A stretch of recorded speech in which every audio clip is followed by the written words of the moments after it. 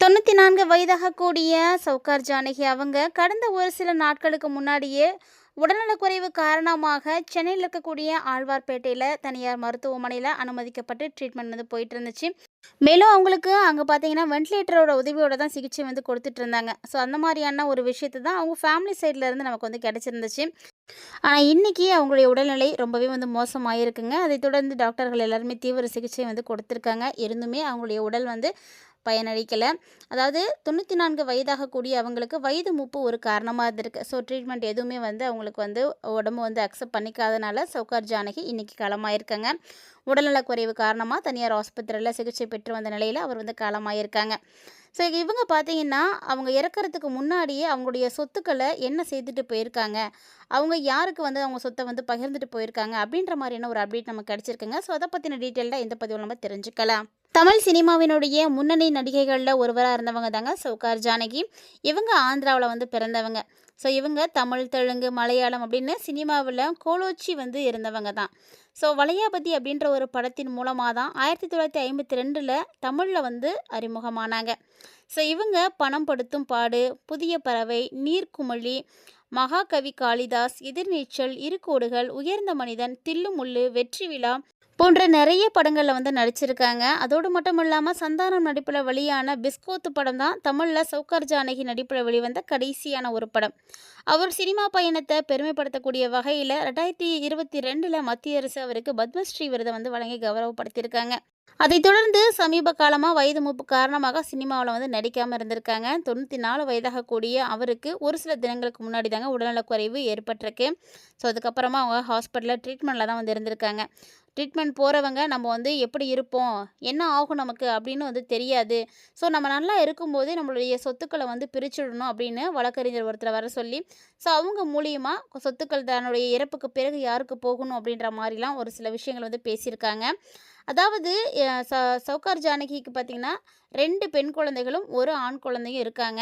So அதனால் அவங்களுடைய சொத்துக்களை வந்து சரிபாதியாக வந்து பிரிச்சிருக்காங்க.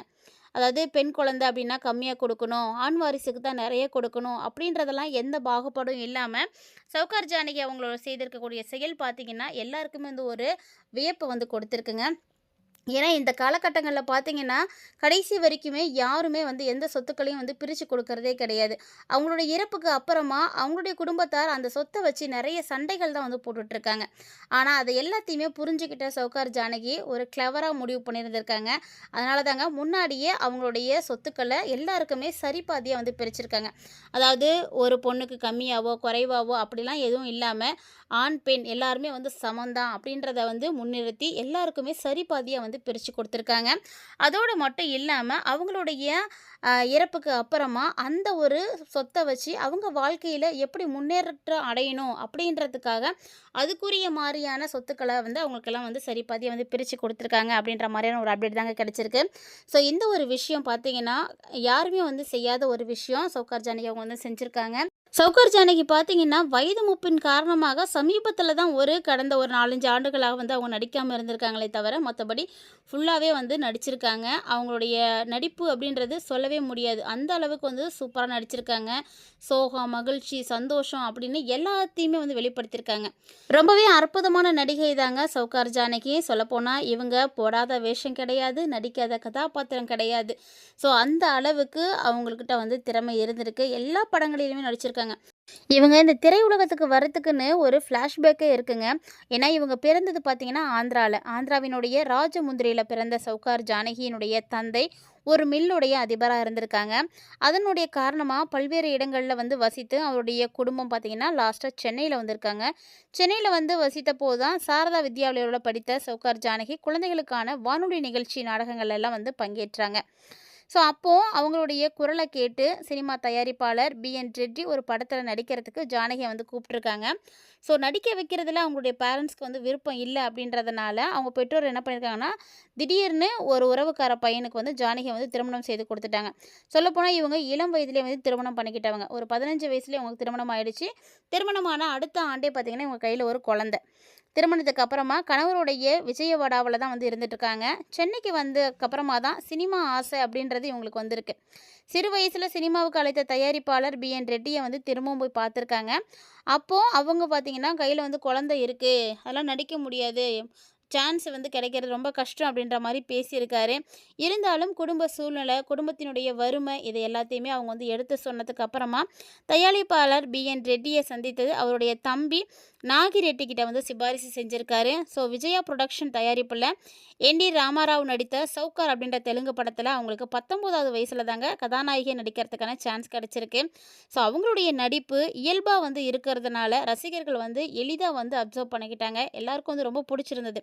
ஸோ அந்த ஒரு படத்தில் பார்த்தீங்கன்னா அவங்களுடைய அந்த படத்தினுடைய பேரே இவங்களுக்கு லாஸ்ட்டாக அடைமொழியாக வந்துச்சு.